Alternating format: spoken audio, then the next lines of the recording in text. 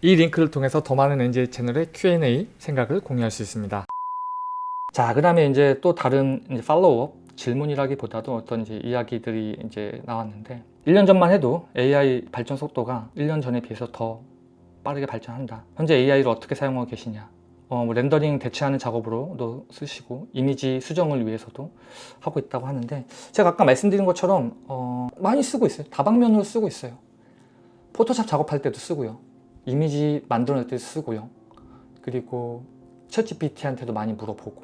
제가 재밌는 얘기 중에 하나는, 우리 회사에서 이제 퍼포먼스 리뷰를 하거든요. 퍼포먼스 리뷰를 하는데 이제 그 중에 한 질문이 뭐였냐면은, 너가 지금 우리 업무에서 AI를 얼마큼 활용하고 있냐? 라는 게 질문이에요. 되게 큰 질문이었어. 예.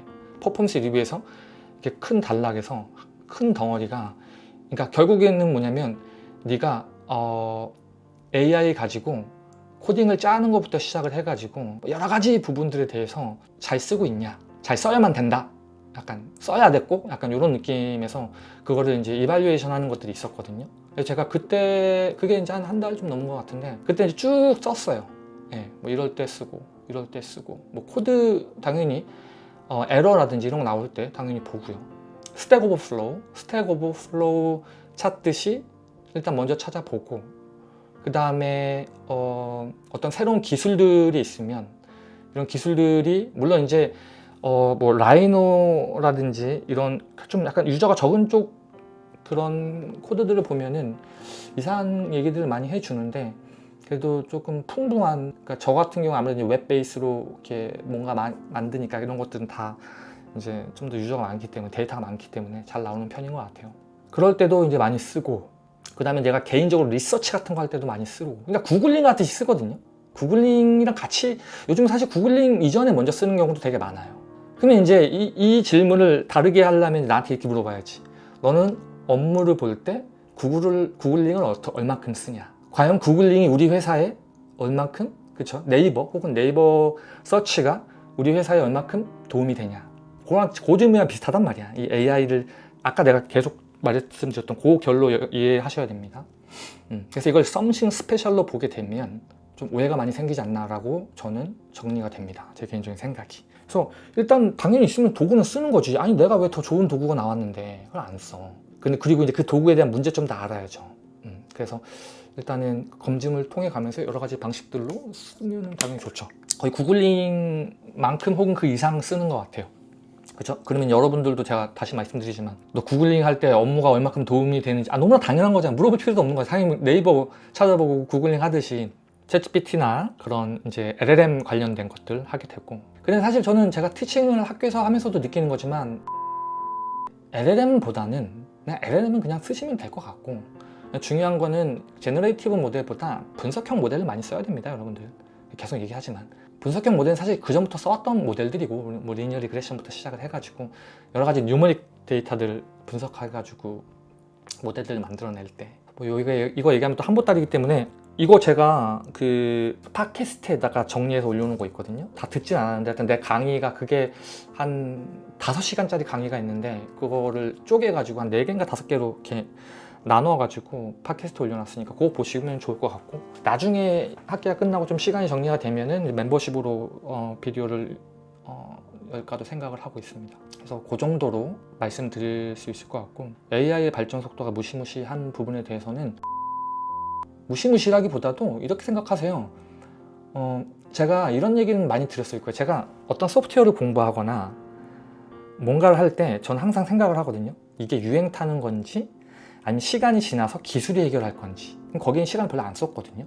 예를 들면 이런 거야. 제가 예전에 렌더링 같은 거 할 때, 렌더링 엔진이 새롭게 나오면 그 렌더링 엔진을 엄청 막 분석하고 막 농담 삼아 그런 얘기까지 했을 거야. 휴지를 컴퓨터 위에 올려놓고 커피를 올려놓고 렌더링 걸었을 때 차이점도 알아야 된다고 얘기했거든요. 0.01 가지고서 왔다 갔다 그렇게 했었거든요. 그때 당시.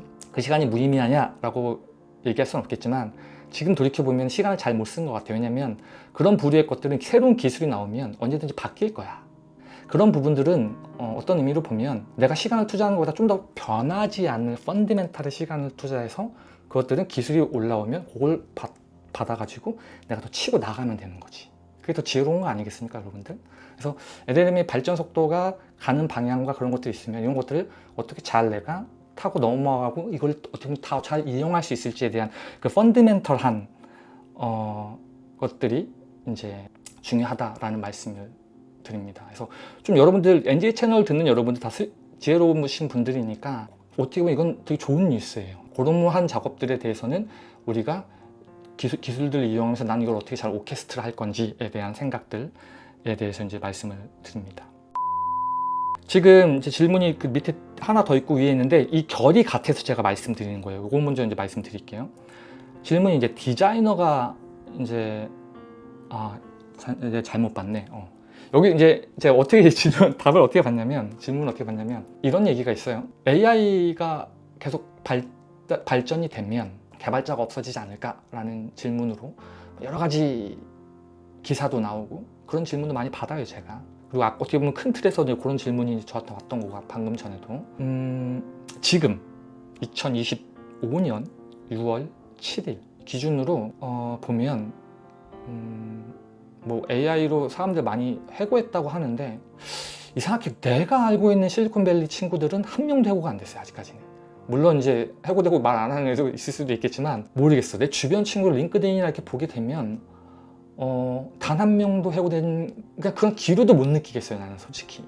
약간 페이크 뉴스가 아닌가라는 마음이 들 정도로 물어봐요. 가끔 친구들이랑 얘기할 때도 아니 물어보는 게 아니라 가끔 가다 그냥 심심하니까 애들이랑 켜놓고 작업할 때 이런 얘기 저런 얘기 할 때 뭐 그런 거에 대한 것들은 거의 모르겠어요.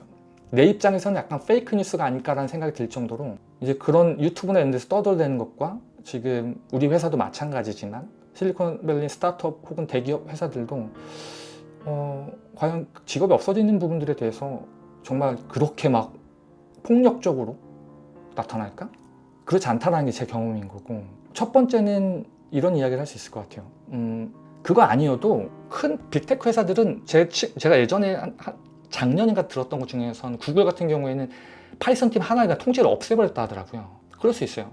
그건 이제 위에서 결정을 내렸을 경우에는 탑다운을 찍어내리면 안에서 어떤 팀에서 어떤 일을 하는지 모르겠지만, 그리고 보통 그렇게 될 경우에는 저는 이제 그쪽 내부 사정은 잘 모르겠는데 보통 그렇게 되면 어떻게 되냐면 내부적으로 다시 이렇게 포지션을 바꾸는 거죠. 왜냐면 인재가 사실 인재풀이 중요하거든요. 인재풀이 굉장히 중요합니다. 그리고 여러분들이 모르겠어요. 저 같은 경우는 미국에 있을 때 기본 우리가 일주일 정도 인터뷰를 보거든요. 인터뷰를 거의 일주일 정도 보고, 그리고 비행기표도 주고 막 주가 다르니까 들어가는 비용이 만만치가 않아요. 그렇게 해서 뽑았는데 그냥 자른다? 그것도 되게 좀 넌센스예요. 그렇게 멍청하지 않거든요, 그 기업들이. 그리고 이게 보면은 항상 잡공고는 계속 올라와요. 물론 이제 백도어로 올려놓고 백도어로 막 여러 가지 것도 있겠지만 그런 노이즈까지 포함한다 하더라도 그냥 사람이 나가고 들어오는 거는 그냥 너무나 다반사라고 저는 개인적으로 생각이 됩니다. 그리고 저도 작업할 때 도구를 많이 쓰고 AI 도구도 많이 쓰고 여러 가지 뭐 이렇게 ID 도구도 많이 쓰고 막 그렇게 하는데, 개발자가, 디자이너도 마찬가지예요. 디자이너가 없어질까라고 이야기하는 거랑 비슷한 결로 볼 수 있는데, 돌직구를 먼저 딱 던져드리면은 AI가 만약에 코드를 짰어요. 근데 첫 번째입니다. 이게 뭘 얘기하고 싶은 거냐면은, 그러니까 리스폰서빌리티, 누가 책임질 거냐는 거야. 누가 책임질 거냐는 거야. 만약에 이게 에러가 났어요. 그러면은 이 에러는 누가 책임지고 누가 어떻게 어디서 나는지를 확인하고 할 거냐는 거야. 그게 명확하게 명시적으로 나와야 되거든요. 그렇지 않으면은 그냥 간단한 토이 프로젝트 하나 만들고 없애고 이 정도는 가능하겠지만, 이게 예를 들면 이런 경우 있어요. 저희도 디버깅을 하다가 혹은 뭔가 저걸 하다가 팀 전체로 알아야 될 것들은 막 어나운스를 해주거든요. 야, 너네 이렇게 해서 이렇게 해갖고 프로덕션이 한번 무너졌었으니까 이건 이렇게 해서 저렇게 해야 돼라고 가이드라인을 다시 줄 때도 있고요. 그리고 저 같아도 막 내가 뭐 어떤 디버깅을 했는데 우리 과거에 어떤 했던 방식대에서 뭐가 좀 바뀌었다고 하면은, 이거 이렇게 했었는데 이게 이런 고질적 문제가 있었던 것 같아. 그래서 앞으로 이런 쪽으로 하는 게 좋을 것 같아. 이런 피드백을 줘야 돼요. 그리고 그거에 대해서 검증을 하겠죠. 또 다른 개발자들도 목소리를 내서 이건 아닌 것 같은데 내가 잘못 알았네. 다시 이렇게 해서 핑퐁 하면서 그것들 다 도큐멘트를 만들어 놓거든요. 큰 틀로. 그런 작업들은 누가 할 거냐는 거야. 정말 쉽게 얘기를 하면은 회사에서 누가 잘못했으면 걔를 자르면 되잖아. 털면 되잖아. 근데 AI 같은 경우를 했을 경우니까 물론 이제 그것도 방법이 나오겠지만 지금 시스템에서는 그 부분에 대한 리스폰시빌리티에 대한 부분들, 트랜스페런스에 대한 부분들, 그냥 거버넌스까지는 얘기 안 나오더라도 어떤 그런 부분들에 대한 것들 때문에 어댑트가 되기에는 아직까지는 조금 기술적인 부분도 사실 완성도가 아직 좀 더 있긴 있어야 돼요. 여러분들 코드가 그렇게 단순하지가 않습니다. 제가 가끔가다 그런 비유를 들죠. 개발자가 10명이서 각각 연봉이 1억이라고 보자고요. 그럼 10억이야 1년에. 그쵸? 그럼 10명에서 5년 동안 개발을 했어. 그러면은 10억이니까 50억이 들어갔죠. 인건비로만 50억이 들어간 거야. 단순 산술 계산만 해보자는 거야. 그럼 50억이 들어간 상태에서 전기세라든지 뭐 여러 가지 것들 다 하면은 더 들어가겠죠. HR도 돌려야 되고 뭐 마케팅도 해야 되고 서버도 돌려야 되고 뭐 있잖아. 그럼 최소한 개발자 10명이 5년 동안 태웠다고 한다면 그 프로덕트는 50억이 넘어가는 프로덕트예요. 그게 만약에 잘못됐잖아요. 물론 이제 50억이 넘어간다는 그만큼 업앤러닝 돼서 계속 프로핏을 만들어내겠지. 근데 그게 만약에 AI랑 이런 툴을 돌려서 잘못됐다, 나락으로 빠졌다, 디버깅이 안 된다, 설명이 안 된다, 그리고 설명이 단순하게 딱 이게 잘못됐습니다 그것만 되게 다양한 부분의 것들이 설명이 돼야 돼요. 예를 들면 저희 회사에서 만드는 것들 중에서도 어떤 프로세스들이 있으면 이 프로세스의 중요도, 뭘 먼저 해결해야 될지, 이 다음 프로세스는 뭐가 오고 있는데 그러면 이것들이 차지하고 있는 이제 비중들이 있으니까 종합적으로 판단해 가지고 우리가 뭘 먼저 고치고, 그렇죠, 요건 좀 놔두고 막 여러 가지 것들이 들어간단 말이야. 그런 것들까지 고민을 해서 이걸 시스템을 유지시켜야 되는데 단순하게 이걸 AI한테 맡긴다? 그렇게는 안 된다는 거야. 당분간은. 제가 알기로 다시 얘기하면 2025년 6월 7일에 기준으로 말씀드리면은 말도 안 되는 상상을 쓰고 있는, 저도 그랬으면 좋겠습니다. 저도 그렇게 해놓고 놀게 해요. 근데 다시 말씀드리지만 반대 입장도 얼마든지 저는 이제 웅변할 수 있어요. 이런 부분도 되지 않겠냐라고 하는데, 제가 이런 식으로 말씀드리는 부분은 뭐냐면, 첫 번째는 여러분들이 어쨌든 이래나 저래나 내가 여러분들한테 드리는 목적은 뭐냐면, 기술이 나오면 억압당하지 말고 그 기술을 타고 넘으려고 하세요. 즐겁게.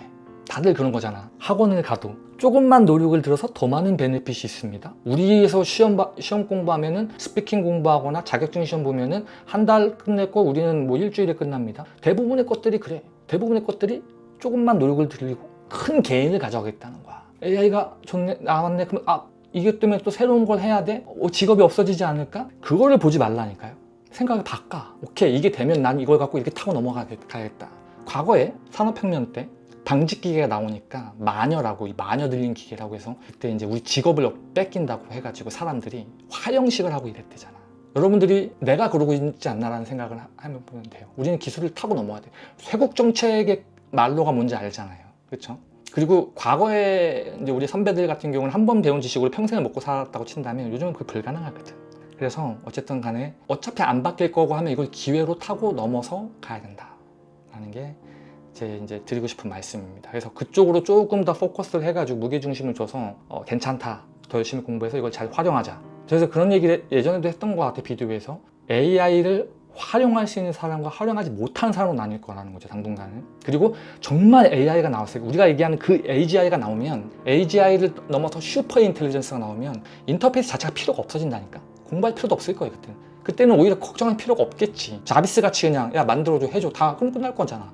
지금 우리처럼 무슨 뭐 스마트폰이라든지 무슨 뭐 목걸이 형태라든지 안경의 형태라든지 이런 형태로는 그렇게 근본적인 패러다임을 바꾸는 거는 어느 정도 한계가 있을 겁니다. 차라리 자비스 같은, 오히려 그러니까 무슨 말씀 드리고 싶은 거냐면, 당분간은 그냥 활용해라.